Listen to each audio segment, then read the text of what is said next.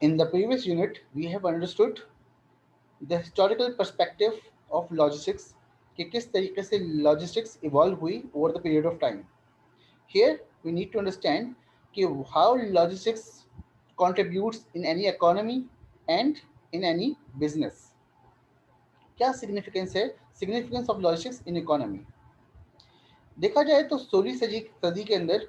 कहते हैं कि गोल्डन टाइम था, मर्चेंट्स गोल्डन एरा था, जिसमें ट्रेड्स काफ़ी ज़्यादा फ्लरिश करी,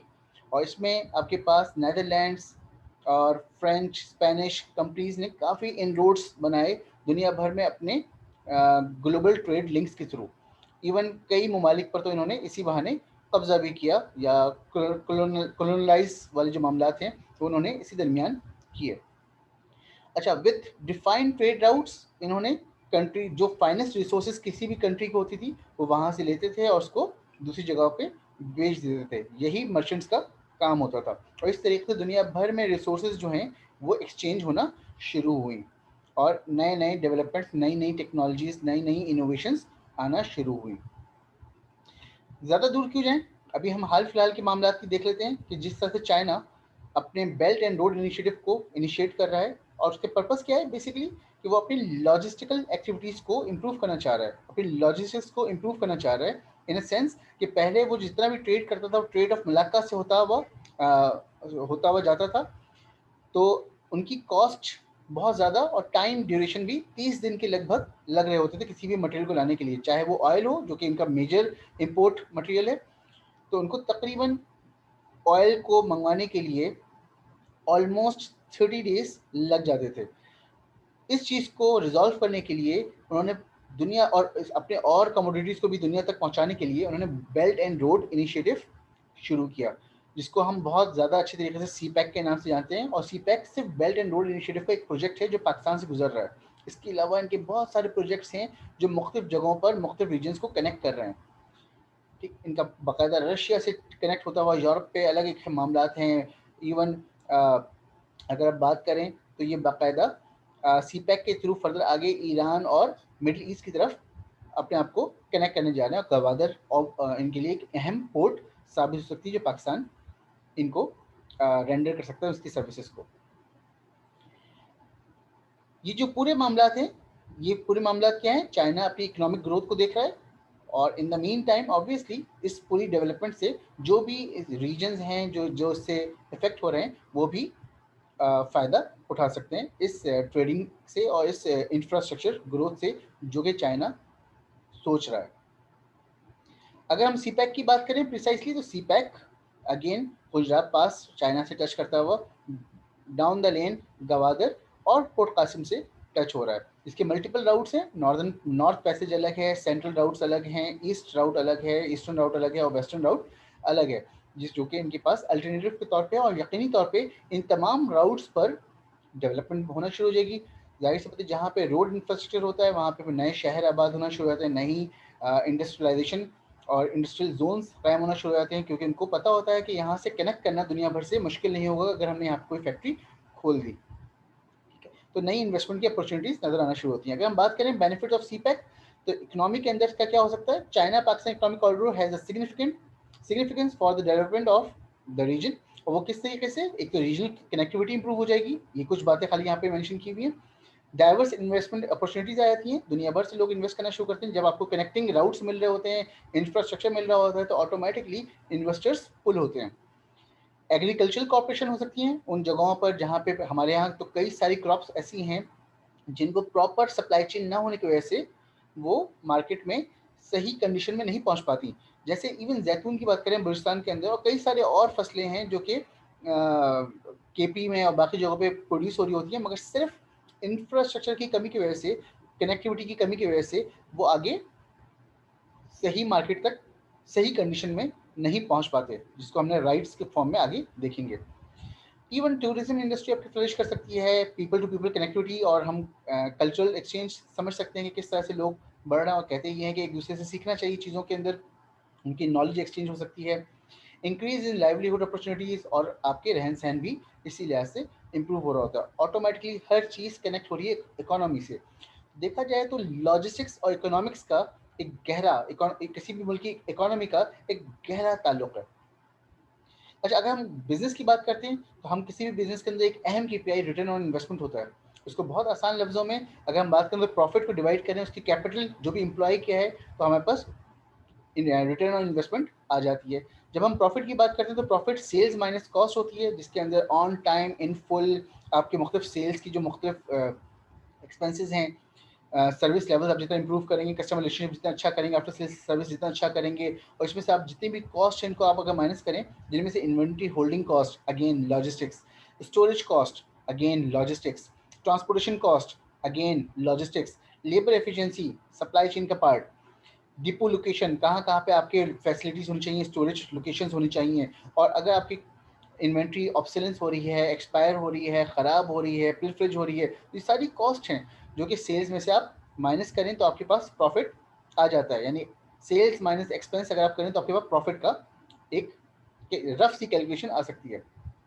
लाइकवाइज जब हम कैपिटल एम्प्लॉयड की बात करते हैं तो कैपिटल को हम inventory in terms of inventory, cash and receivables, fix asset में मेजर कर सकते हैं। जब हम इन्वेंट्री की बात करते हैं तो अगेन लॉजिस्टिकल एक्टिविटीज़ की बात हो रही है कि हम इकोनॉमिक ऑर्डर क्वांटिटी की बात कर रहे हैं, स्टॉक की लोकेशन की बात कर रहे हैं, इन्वेंट्री कंट्रोल की बात कर रहे हैं, इन्वेंट्री रिटर्न होनी चाहिए नहीं होनी चाहिए और कितनी होनी चाहिए, कितना वेस्ट होना चाहिए,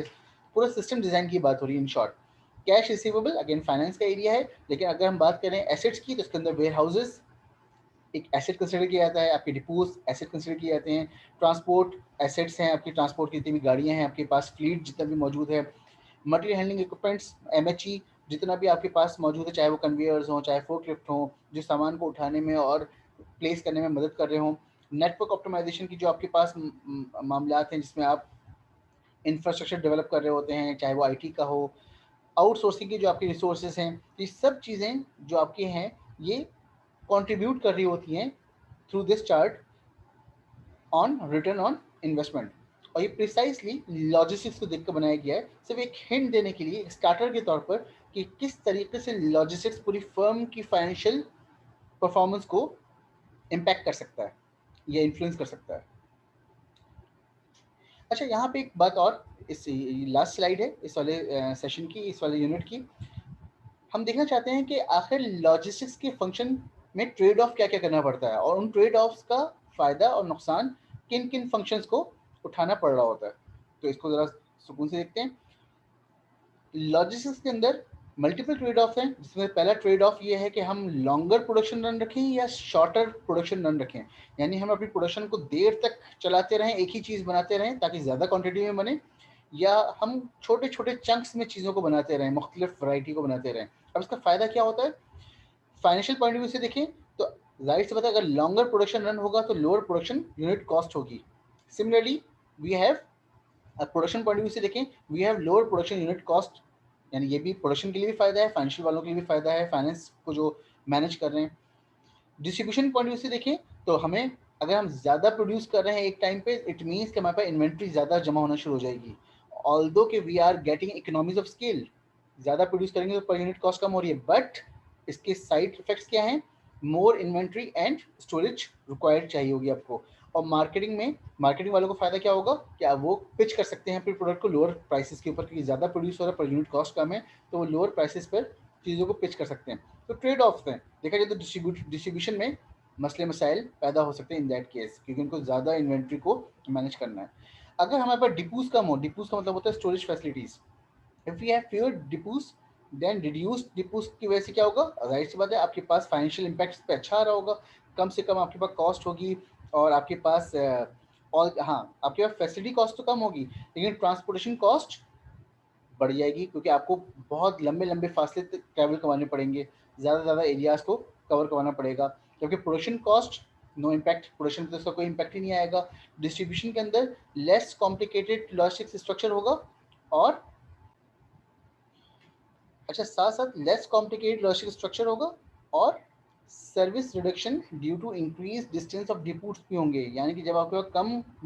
कम कम जगहों पर फैसिलिटीज़ होंगी तो मार्केटिंग वालों को चैलेंज होगा कि किस तरीके से टाइमली चीज़ों को पहुंचाया जा सके, सर्विसेज को पहुंचाया जा सके, तो डिस्टेंस ट्रेवल ज़्यादा करना पड़ेगा। फिर आपके पास एक और फैसला करने के लिए ट्रेड ऑफ ये है कि रिड्यूस करें स्टॉक को,